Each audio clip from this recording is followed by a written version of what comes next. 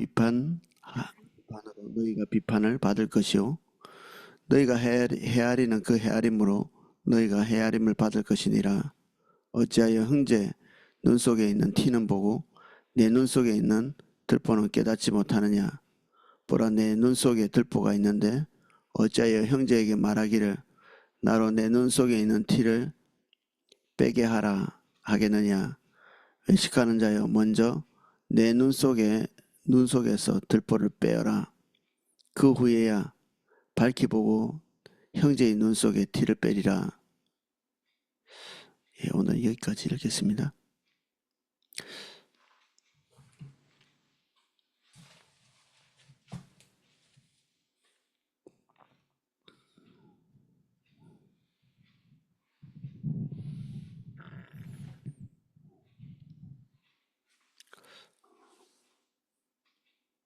비판을 받지 아니하려거든. 정죄와 비난의 결과는 보나마나 똑같은 기준의 역공이다. 우리가 누군가를 정죄하면 상대방이 우리를 이제 정죄하는 거죠. 예, 자기의 잘못을 이렇게 뭐 교정을 해야 되겠다 이런 생각보다 금방 이렇게 반사적으로 자기를 비난하는 사람에게 비난을 돌려주는 거죠. 우리가 많이 경험해봐서 쉽게 이해할 수 있는 부분입니다. 예컨대 자녀가 약물을 복용한다고 비난하는 부모는 곧 커피, 담배, 술에 대한 똑같은 정죄를 당하게 된다. 이거 미국 사람이라 아마 자녀들이 약물을 복용한다고 한 이런 예화를 든 것 같습니다. 그런데 우리는 또 다른 형태죠.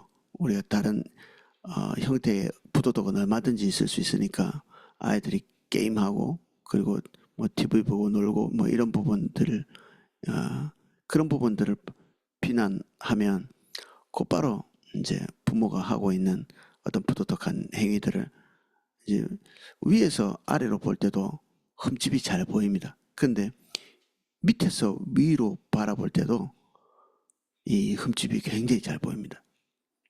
이 어디서 바라보든지 간에 그 각도에 따라서 예상치도 못한 통찰력이 있거든요. 리더는 리더로서 아랫사람의 어떤 부분들, 스스로는 보지 못한 어떤 부분들이 보이죠. 수평에서도 마찬가지입니다. 그런데 우리보다 아래에 있는 사람이 우리를 이렇게 볼 때 아주 이렇게 매섭고 날카롭게 딱 어떤 부분을 지적해서 딱 끄집어낼 수 있습니다. 예전에 제가 초등학교 안 들어간 어떤 교회 주일학교 아이하고 같이 얘기를 한 적이 있는데 그 아이하고 얘기를 하다가 자기가 피아노를 배우고 있다고 하더라고요. 그래서 나도 이렇게 나는 바이올린을 좋아한다 이렇게 얘기했더니 본인은 조성진을 열심히 듣고 있다 이렇게 얘기했어요. 그래 나는 어떤 음악을 좋아한다 이렇게 또 얘기했더니 저보고 대뜸 하는 말이 슬픈 음악을 너무 많이 듣지 말라고 이렇게 얘기하더라고요. 슬픈 음악을 들으면 마음도 우울해지고 안 좋다 이렇게 제가 듣는 바이올린 그 음악이 약간 이제 음색이 약간 슬픈 그때 당시에는 그랬습니다. 그걸 딱 지적하면서 자기가 볼 때는 이런 걸 듣는 게 좋겠다 이렇게 지적을 하더라고요. 초등학교도 들어가지 않은 이 아이에게도 나름대로는 가지고 있는 통찰력 같은 것들이 있어서 딱 정확하게 뭔가를 지적해낼 줄 알더라고요. 이게 나이하고 상관없이 위치와 상관없이 거기서만 보이는 게 있는 거죠. 전망대에서 잘 보이기도 하지만 정말 아래에서 위로 쳐다볼 때 또 다른 것들이 쳐다보이는 이런 부분도 우리 많이 경험하잖아요. 그래서 어떻게 보면 이제 누군가가 나에게 뭔가 비난이나 자기의 입장에서 뭔가를 보는 것들을 우리에게 알려주는 것은 사실 득이라고 볼 수 있습니다. 득. 성숙한 자에게는. 만약 이거를 잘 소화할 수 있다면 그런 거죠. 근데 대부분은 소화가 가능하지 않습니다. 예수님의 말씀을 유감없이 입증하는 흔한 사례다. 우리가 비난하면 바로 비난으로 돌아오는 이게 우리가 뭘 잘못했는지 알려면 다른 사람을 지적하면 금방 자신이 뭘 잘못하고 있는지 정확하게 딱 집어내서 금방 피드백이 오겠죠. 비판받지 아니하려거든 비판하지 말라. 너희가 비판하는 그 비판으로 너희가 비판을 받을 것이요 너희가 헤아리는 그 헤아림으로 헤아림을 받을 것이니라. 자녀가 부모에게 정말로 흠잡기에 무난한 중독거리를 찾을 수 없다면 우리가 자녀를 비난했는데 자녀가 우리를 비난할 것을 금방 찾을 수 없는 경우가 있죠. 자기가 뭐 통찰하는 데 한계가 있어서 그럴 수도 있고 부모가 그 비난하는 것이 특별히 이제 자기가 잘하고 있는 부분을 비난할 수도 있기 때문에 그럴 경우에는 어떻게 되는가?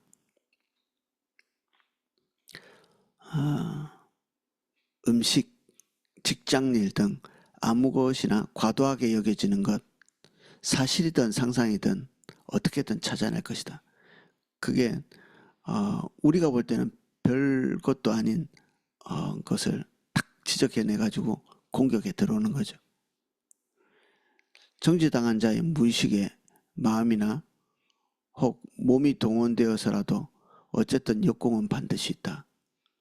비난을 할 수 없는 능력이 있는 아이들도 우리가 가지고 있는 부도덕한 부분들을 딱 지적해내거나 아니면 그게 없으면 일단 공격할 수 있는 무엇이든지 간에 이게 진리가 아니더라도 공격하는 태도나 자세는 변하지 않는다는 얘기입니다. 그래서 어쨌든 보복을 하고 마는 거죠. 우리 자녀들이 우리에게 보복하거나 우리 아랫사람이 우리에게 보복하거나 우리에게 비난을 들은 그 사람이 우리에게 보복하는 것은 노골적일 수도 있고 조금 은밀히 감춰져 있을 수도 있지만 비난은 오게 돼 있다. 역공이 용인되지 않을 때가 있다. 가정이라는 환경에서 그런 경우가 많다. 특별히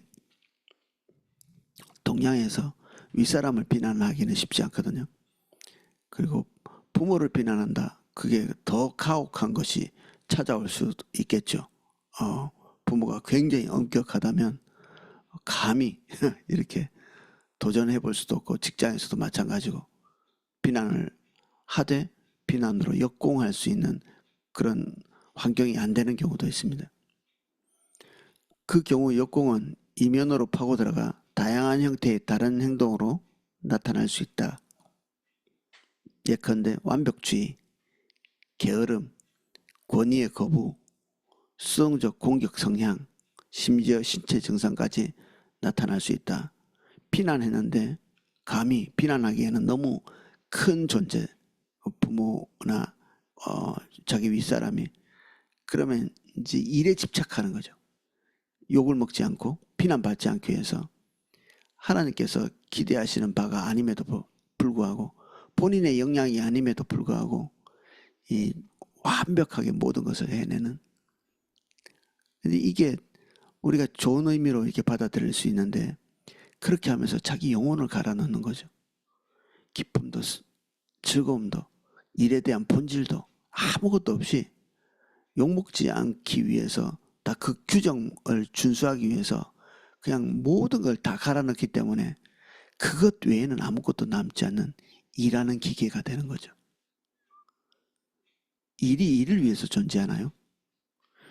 우리는 하나님으로부터 일하도록 부르심 받은 게 아니라 세상을 통치하도록 부르심을 받은 거죠. 하나님의 뜻을 온전히 이루게. 일은 뭐 기계가 더 잘하겠죠. 식기세척기가 설거지는 더 잘하죠.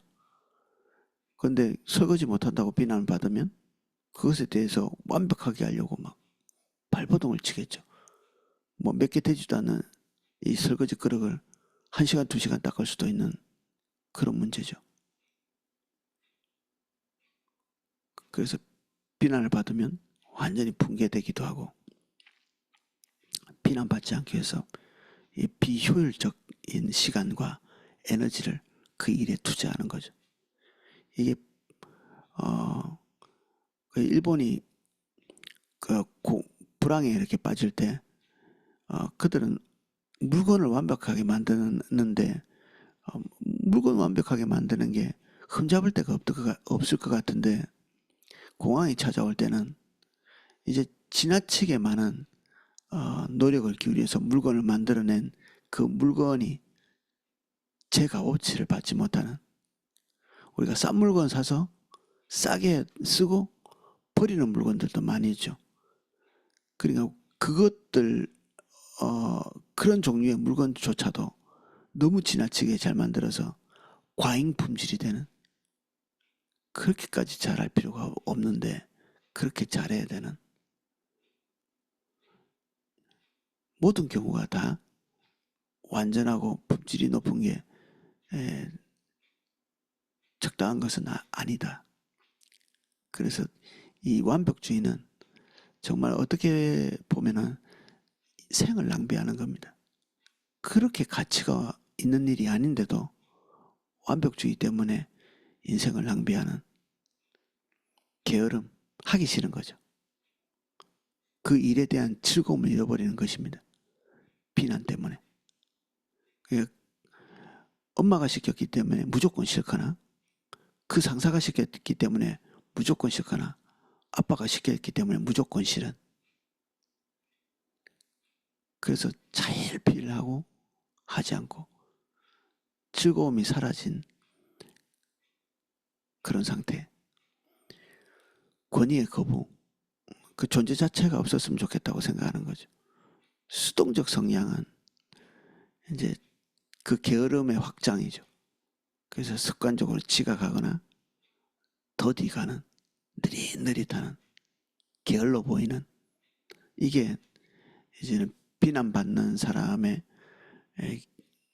특성에 나오는 것입니다.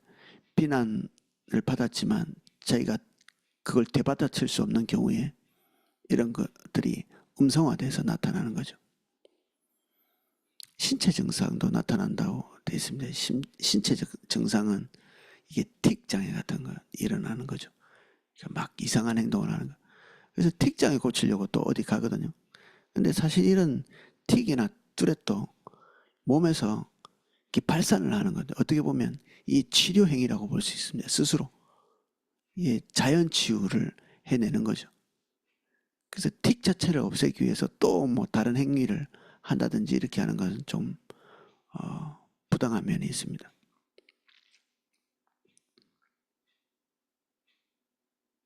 정죄는 분노를 일으키며 분노는 반드시 공격을 낳는다.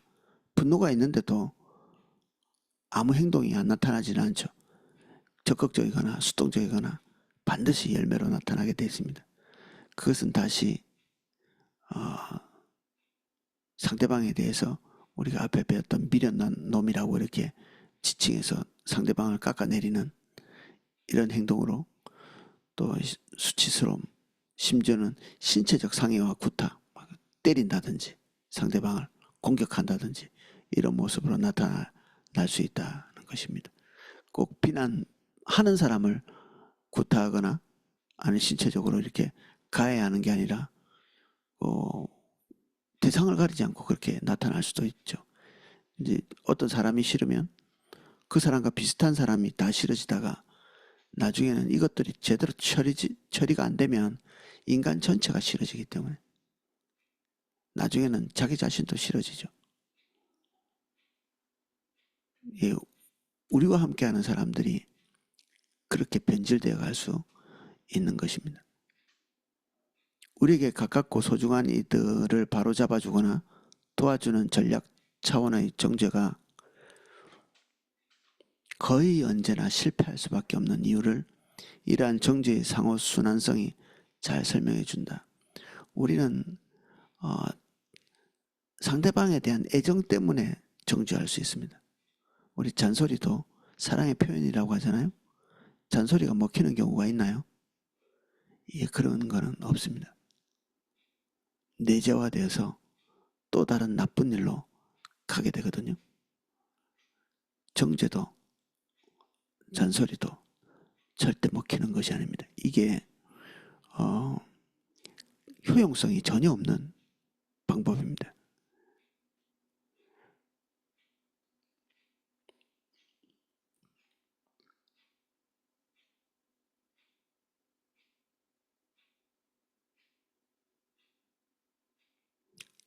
정죄당한 자가 바람직한 방법으로 자신을 변화시키는 반응을 보이는 경우는 극히 드물다. 그런 반응이 가능한 자라면 이미 영적으로 성숙한 사람일 가능성이 아주 높다. 자문은 말한다. 지혜 있는 자를 책망하라. 그가 너를 사랑하리라. 그렇다. 하지만 거의 대부분의 경우 우리가 정죄하는 이들은 지혜로운 이들이 아니다. 우리가 상대하는 이들은 쉽게 깊은 상처를 받고 분노하여 우리에게 똑같이 도로 갚을 사람들이요. 그 중에는 아주 어린아이들도 있다. 아주 미숙한 사람들도 포함되어 있죠. 우리는 성숙함의 어떤 척도를 잘 이렇게 인식하지 못합니다. 행동이 바르고 침묵하고 그냥 겉으로 예절 바르다고 우리는 잘 받아들이고 있다 이렇게 생각할 수 있는데 어림도 없죠. 우리는 사람의 내면을 길어내는데 그렇게 유능하지 않습니다. 사람의 마음은 뭐 열길 물속 같다 이렇게 하잖아요. 성경에도 똑같은 표현이 있습니다. 사람의 마음을 누가 길어내겠느냐. 명철한 자만 그렇게 한다고 그랬는데 이 명철한 자라는 게 그만큼 희박한 거죠. 사람들의 마음속에 있는 것들을 측정해내지 못합니다. 그래서 우리가 뭐 명철한 자라서 길어낼 수 있습니다. 이런 말은 확률상 이게 합당하지 않은 거죠. 성경이 대부분은 못한다고 돼 있으면 나도 못하는 것입니다. 로또 같은 것, 뭐 걸리는 사람 늘 이렇게 광고 나오겠지만 이거는 안 걸리는 거다 이렇게 생각해야 되죠. 이런 일은 없다라고 생각하는 것이 더 맞는 방법이죠. 틀린 말이지만 맞는 말이죠. 그래서 내가 명철한 사람일 수도 있지만 성경이 그 정도 명철한 사람은 거의 없어 라고 얘기하면 내가 명철한 사람이 아닌 것입니다. 그러면 그런 명철한 사람이 아니라면 우리는 그것에 해당하는 자가 아니죠. 성숙한 사람이 아닐 가능성이 훨씬 높습니다.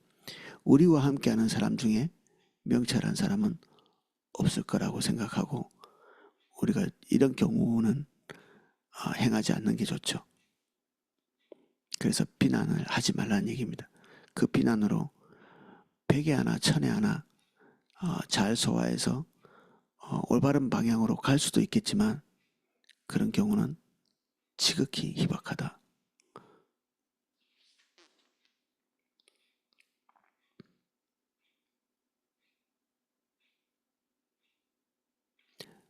몇십 년 전 미국 사회에 이른바 세대 차이라고 하는 것이 출현했다. 50에서 60년대 내가 어렸을 때만 해도 그런 것이 없었다. 예수께서 우리에게 지적해 주신 바로 그것이 원인이 됐다. 이 세대 차이라는 것은 서로 다른 세대를 비난하고 욕하는 거죠. 우리는 뭐 X세대니 Z세대니 이렇게 얘기하는 그 사람들을 몽땅 이게 싸잡아서 어떤 특징으로 딱 치부해버리는 거죠. 버르장머리 없다든지 뭐 어른들 아이들이 요새 애들 버릇 없어 하는 것들 그 어른을 향해서는 꼰대 취급하는 서로가 서로에게 증오심을 표현해내는 거죠. 이 사람은 어쩌면 부모에게 또는 윗사람에게 그런 취급을 부당한 취급을 받았을 수 있겠죠. 비난을. 그러면 이제 그 세대 전체가 싫어져서 서로 이제 집단적으로 이렇게 서로를 싫어하게 되는 이 세대 차이라는 게 서로를 존중하는 말은 아니잖아요. 정제 상호순환성의 법칙이라고 할 수 있다. 대중예술, 성도덕 혹은 부도덕, 기성세대 거부, 베트남전, 전쟁, 미국에 해당하는 겁니다. 징병, 인종분리, 사회에서의 교육의 역할 등 각자 많은 요인들도 거기에 한몫가세했으면 물론이다. 꼭 비난 말고도 그 세대 차이를 정하는 것들은 이렇게 많이 있는데 가장 핵심적인 부분들이 무엇이냐. 그러나 이제 와서 원인이 무엇이며 누가 먼저 시작했는지는 그다지 중요하지 않다. 문제는 미국인 전체가 젊은 층과 기성세대, 기성세대와 젊은 층, 세대와 세대를 피차적으로 대하는 개념에 사로잡혀 있다는 것이다. 연령층 상호 간의 비난, 오해, 불신, 정죄, 수치가 온통 뒤엉켜 있다. 이런 뒤엉킨 감정을 제법 강력하게 대면하면서 부모, 베이비 부모 이런 그 세대를 통칭하는 것입니다. 근데 요게 이제 원래는 비난하는 단어는 아닌데 이 부모라는 말 속에 이제 나중에 이 비난의 내용들이 그 뉘앙스들이 이제 섞여 있는 거죠. 버스턴이 X세대니라는 말이 생겨났을 정도다. 그 밖에도 사람들은 피차 정죄 집단으로 한데 묶는 방법은 얼마든지 많이 있다. 팔복의 복음만 가슴속에 온전히 받아들여도 이런 정죄와 역정죄의 살벌한 싸움에서 벗어날 수 있다. 우리나라에 온 외국인들도 그런 취급을 받을 수 있겠죠. 중국 사람 일부가 잘못된 행동을 하면 중국 전체 그리고 무차별적인 비난, 일본인도 마찬가지고 외국인이 어떤 범죄를 저지르면 그 부분에 대해서 극한의 어떤 증오심을 가지게 되는 데까지 가게 되는 거죠. 그 옛날에 그 운동권에서 양키 고홈이라는 이런 너그 집에 가라는 뜻이죠. 이게 그 미국에서 일어나고 있는 인종차별, 우리도 이제 타국에 들어가면 인종차별을 겪는데 딱 우리도 그게 만만치 않거든요. 어마어마하게 배타적인 성향을 외국인들에게 보이기도 하죠. 우리는 되게 뭐 천사같이 잘하는 것 같지만 뭐 그런 분도 있죠. 그러나 어디에나 이 빛과 어둠은 있기 때문에 우리도 미국이나 일본이나 중국이나 이러한 사람들과 별반 다를 바 없는 경향성을 가지고 있다. 우리도 그렇다. 남이 중대한 문제가 있으면 우리도 그런 부분들을 동시에 가지고 있다고 보는 게 올바른 판단이겠죠. 정죄를 벌인 후에 도우라. 예수는 사랑하는 이들을 돕는 또 다른 길, 더 나은 길을 우리에게 보이신다. 그분은 말씀하신다. 어찌하여 형제의 눈 속에 있는 티는 보고 내 눈 속에 있는 들보는 깨닫지 못하느냐. 보라, 내 눈 속에 들보가 있는데 어찌하여 형제에게 말하기를 나로 내 눈 속에 있는 티를 빼라 하겠느냐. 우리는 이런 의문이 들 수 있다. 내 눈 속에 들보가 있다는 것, 나의 성품에 해결해야 할 중대한 문제가 있다는 것을 예수께서 어떻게 아실까? 다음 절에서 그분은 이렇게까지 말씀하신다. 외식하는 자여, 먼저 내 눈 속에서 들보를 빼어라. 그 후에 밝히 보고 형제의 눈 속에서 티를 빼리라.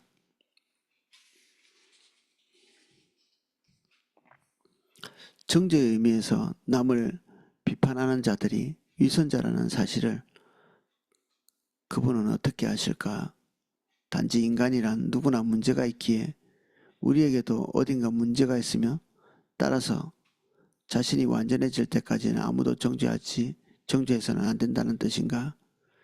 그 외에 죄 없는 자가 먼저 돌로 치라는 논리인가? 아니다, 그렇지 않다. 그분이 그렇게 말씀하신 것은 정죄의 본질과 거기에 수반되는 요소를 잘 아시기 때문이다. 정죄 자체가 우리 눈 속에 있는 들보이다. 정죄 자체가 사악한 행위란 뜻이죠. 남을 정죄하고 있다는 사실 자체가 우리의 마음에 그분이 말씀하신 천국의 의가 없다는 증거라는 것을 그분은 아신다. 정죄는 우리 눈을 멀게 해 상대의 참모습을 보지 못하게 한다. 특히 통상적으로 분노와 멸시와 적의 의가 수반될 때 더욱 그러하다.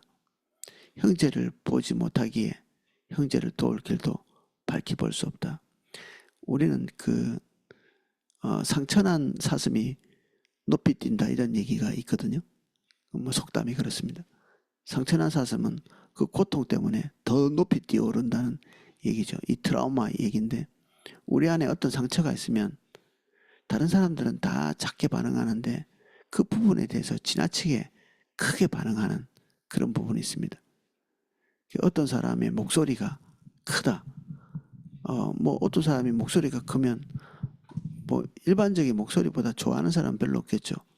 근데 유독 견디기 힘든 사람이 있습니다. 그런 것들을. 어,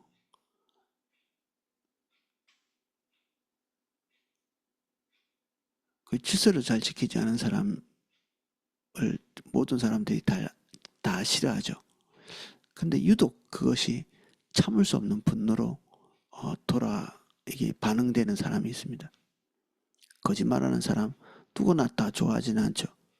근데 그것을 자기에게 거짓말하는 것을 견디지 못하고 분노를 표출하는 사람이 있을 수 있거든요. 그것은 완전히 이렇게 좀 다른 부분의 적용이 필요합니다. 이게 부도덕인데 그 부도덕에 대해서 내가 왜 다른 사람보다 더 많이 반응하고 있을까? 그러면 이제 그것을 거슬러서 자기 자신을 살피고 그리고 쳐다보면 과거에 그것과 관련되어 있는 중대한 문제가 자기에게 있음을 보게 됩니다. 그러니까 다른 사람보다 내가 어떤 타인의 악에 대해서 더 많이 반응한다면 두 가지로 한번 생각해 볼 수 있습니다. 내가 거기에 대한 부르심이 있든지 그러니까 어떤 사람의 부족함이 보이잖아요. 그것을 채워줄 수 있는 능력이 저에게 있을 수 있습니다. 어떤 공동체 안에서 왜 이렇게 사랑이 없을까? 그러면 사랑이 없는 공동체라고 비난하거나 손가락질하는 게 아니라 자기가 그것을 공급할 수 있는 부르심 가운데 있다 이렇게 보셔도 무방하거든요. 눈은 항상 무엇을 돌봐야 될지를 볼 수 있는 이게 은사가 가진 사람의 눈이거든요. 사랑이 없다면 이곳이 사랑이 없어서 내가 공급해야 되는구나 이렇게 결정할 수 있겠죠. 근데 이게 비난으로 바뀌면 은사가 도리어 악으로 이렇게 치닫게 되는 것입니다. 동시에 이 다른 사람을 비난하는 것 자체가 은사가 없이 그것을 돌볼 수 있는 능력이 없는 상태에서 비난이 된다면 아마도 우리의 상처에서 비롯됐을 가능성이 많습니다. 이전에 트라우마, 그것을 인해서 굉장히 고통스러웠던 과거의 어떤 한 시점이 있을 수 있겠죠. 그런데 이게 오늘날에도 동일하게 적용이 되면 안 되겠죠. 과거의 한 시점인데. 그러니까 지금 벌어지고 있는 문제가 심각한 거 아닐 수도 있습니다. 우리 자녀에게 일어나고 있는 일이 우리가 생각하는 것보다 심각하지 않을 수 있거든요. 우리 밑에 사람, 우리 주변에 있는 사람이 하고 있는 이 일이 생각보다 그렇게 대단한 흠집이 아닐 수 있는 거죠. 죄된 인간으로서 그럴 수 있을 겁니다. 그럴 수 있다. 그러면 이제 다른 사람이 어떻게 반응하는지를 한번 보십시오. 그 부분에 대해서. 특별히. 그 예전에 드라마에서도 어떤 사람이 이제 그런 얘기를 하더라고요. 어떤 자기보다 직급이 높은데 이제 갑질을 조금 하는 거죠. 사사건건. 근데 그것에 대해서 정말 견디기 힘들어하는 그 어떤 남자가 있었는데 모든 사람이 다 그 사람이 갑질하는 걸 다 알고 있었거든요. 이런 게 싫고 저런 게 싫고 막 서로 뭐 밥 먹을 때 믿지 않는 사람들 그 상사 놓고 이렇게 얘기하고 싶고 하는 그런 행동이 이게 드라마에 나오는데 어느 날 어떤 한 친구가 그런 얘기를 하더라고요. 네가 다른 사람보다 유독 크게 반응한다는 거죠. 근데 그 사람이 깜짝 놀라더라고요. 너희들도 싫지 않냐? 그게 우리도 싫지. 근데 너는 우리보다 유독 그게 대해서 민감하게 반응해. 결국 이제 그 상사는 이제 엄마 아빠가 부자고 자기는 엄마 아빠가 부자가 아닌 것에 대한 시기, 비교하는 마음, 이런 것이 그 사람에 대한 이 증오심을 더 불러일으키는. 그게 나중에 그 사람이, 그 비난 많이 하던 사람이 부에 대한 이 좀 혜택을 좀 받고 나니까 상대방이 하는 말 하나하나가 그냥 곱게 받아들여지는. 옛날 같으면 뭐 대받아 쳤을 일도 더 이상 대받아 치지 않고 곱게 곱게 넘어가는. 그래서 우리 눈이 다른 사람을 비난하고 비판하고 이렇게 할 만한 거리들이 생기는 것 자체가 우리에겐 이 두 가지 이유가 있을 수 있다. 하나는 우리가 능동적으로 채워야 될 것을 비난하고 있으면 이건 태도의 잘못이죠. 그리고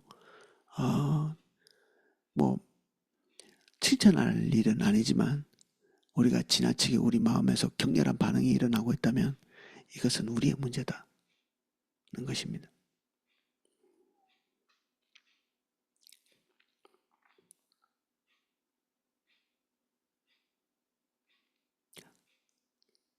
통상적으로 분노와 멸시가 자기의 의와 같이 수반될 때 상대방의 참모습을 보지 못한다. 우리 안에 그런 상처나 그리고 분노가 이 비난할 때 같이 이렇게 나오게 되는데, 이렇게 되면 상대방을 하나님께서 지으신 딱 그대로 보지 못하는 거죠. 그 사람이 가지고 있는 흠집이 너무 크게 보이니까 그 사람이 가지고 있는 소중함들을 몽땅 다 상실하는 것입니다. 그래서 그 사람은 그 사람과 같이 있을 때 얻을 수 있는 큰 혜택들을 몽땅 상실하게 됩니다. 하나님이 우리에게 붙여주신 사람은 우리가 견디기 힘들라고 붙여주신 게 아니거든요. 우리를 괴롭히기 위해서 붙여주신 사람이 아닙니다. 하나님은 관계를 통해서 우리에게 하나님의 생명을 흘려보내려고 하시는 거거든요. 하나님의 생명을. 그리고 관계는 엄청난 이득을 우리에게 가져다 줍니다. 심지어 저는 이런 부분이 좀 충격인데, 가나안에 이스라엘 백성들이 들어갈 때 하나님께서 어차피 멸망당할 존재들, 그 가나안 땅에 있는 어차피 심판이 예고되어 있는 존재들, 가서 진멸해야 될 존재들을 한 번에 싹 없애지 않습니다. 그 존재들이라도 차츰차츰 시간을 두면서 심판해야 될 이유가 있는 거죠. 그들도 인간이기 때문에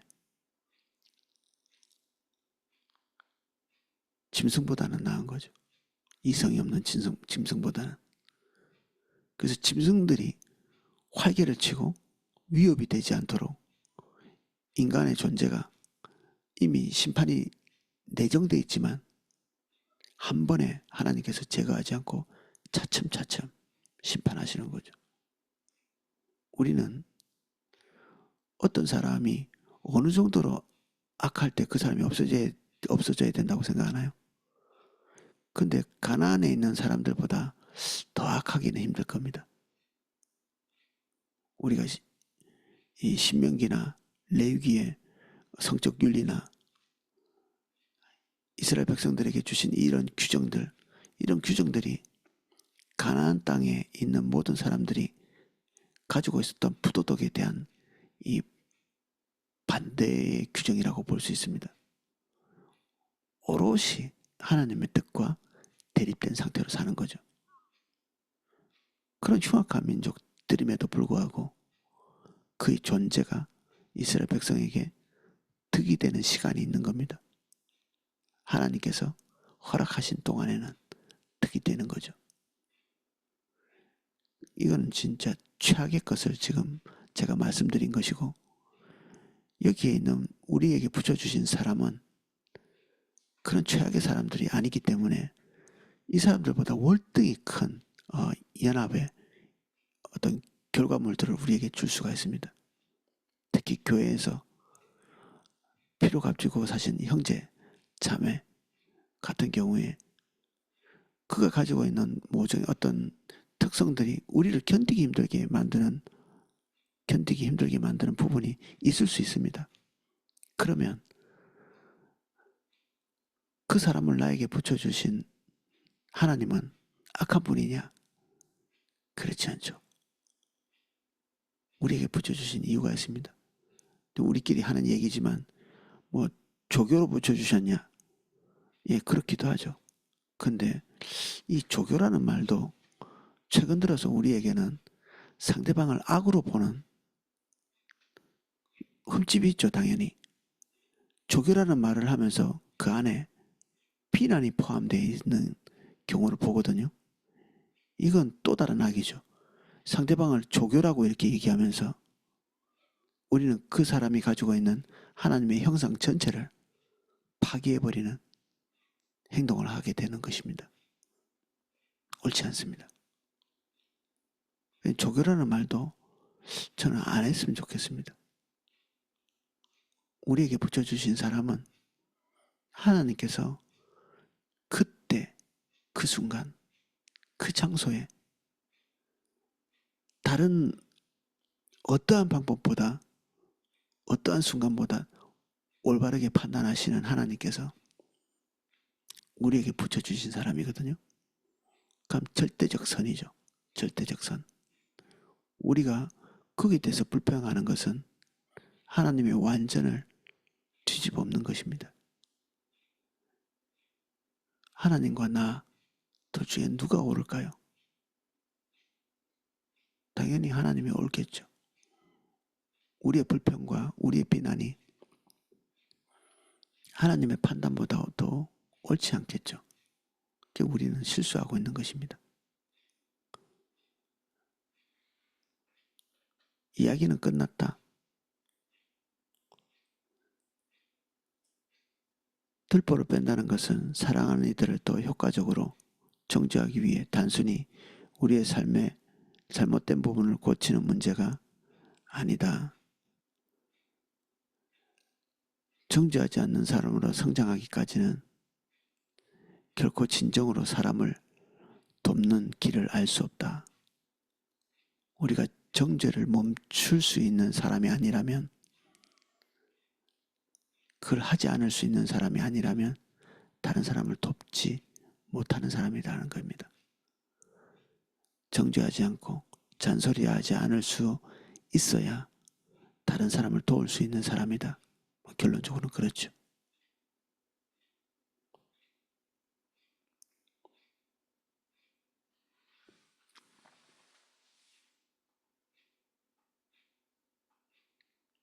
그래서 우리 안목이 타인의 문제점을 보기보다는 타인의 모습에서 하나님의 형상을 보는 게 옳습니다. 위대함을 보는 거죠. 타인의 위대함을 보는, 어떤 사람을 볼 때 타인의 위대함을 본다. 이게 삶을 완전히 다르게 만들어줄 것입니다.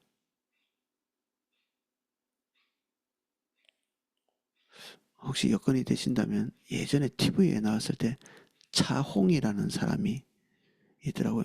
뭐 불신자일 수도 있습니다. 네, 그분은 이제 헤어 디자이너인데 이게 언어가 배었어요. 몸에. 다른 사람 칭찬하고 좋은 면을 보는 것. 그래요.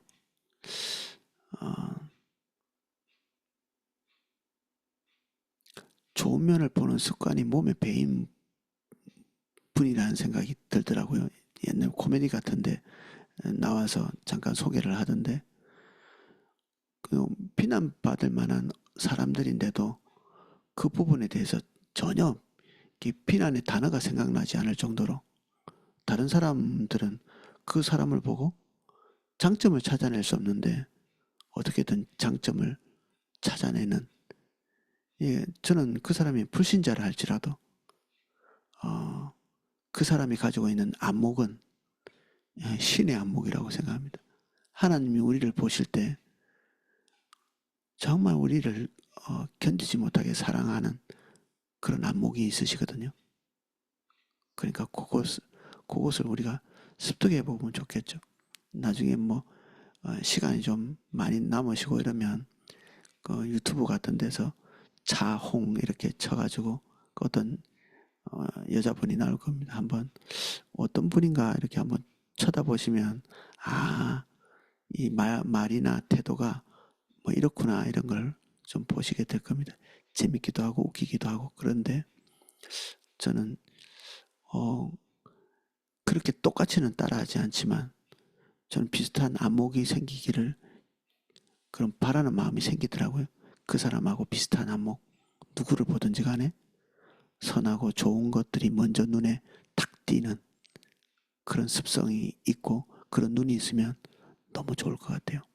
우리 자녀도 마찬가지죠. 마음속에서 자녀에 대한 신뢰는 하나님께서 그 자녀 안에 두신 소중한 부분들을 뚜렷하게 보는 거죠. 그러면 그것이 드러나게 하기 위해서 우리가 잘 도울 수 있겠죠. 오늘은 여기까지 살펴보겠습니다. 조교보다는 반면교사. 예, 그런 단어도 좋을 것 같네요. 어떤 분이 제안을 해주셨습니다. 조교라는 단어보다는 반면교사. 주님, 우리 안목이 복되게 해주십시오. 타인의 어떤 부족함에 대해서 우리가 큰 관용으로 대할 수 있는 평안을 우리에게 주옵소서. 그리고 어떤 부분에 빈틈이 보인다면 주님, 우리가 하나님 주신 모든 선한 은혜를 가지고 그 빈 부분들을 오른손이 하는 일을 왼손이 모르게 하라고 말씀하신 대로 덮거나 채울 수 있도록 은혜를 주십시오.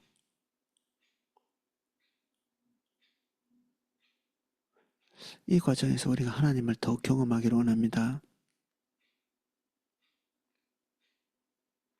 우리가 그동안 쓸모없이 익숙하게 훈련해왔던 정죄의 방법들, 하나의 효용성이 너무 없는 방법입니다. 우리가 버리기 원합니다. 쓸모없는 도구입니다. 버릴 수 있도록 도와주십시오.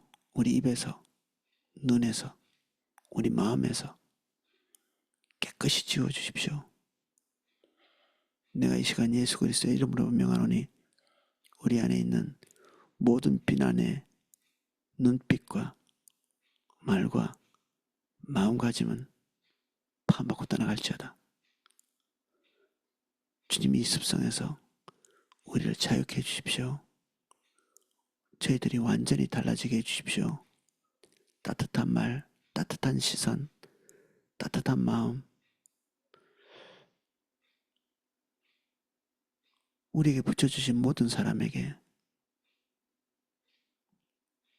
우리가 달라지게 해주십시오. 지금 현재 하나님께서 우리에게 주신 이 모든 관계를 보석처럼 귀하게 여길 수 있게 은혜 주십시오. 예수님 이름으로 기도합니다. 아멘. 네, 그 주변에 있는 분들 위해서 그리고 특별히 가족들 위해서 기도 하는 시간 가지면 좋겠고, 우리 지금 세종시 조소에서 2+2 인턴 선교사 훈련이 오늘 어제 도착했는데 오늘부터 있습니다. 아주 젊은 청년들 5명이 와 있습니다. 훈련할 때 하나님께서 귀한 은혜 주시도록 기도 부탁드립니다. 제가 음악을 방송해 드리겠습니다.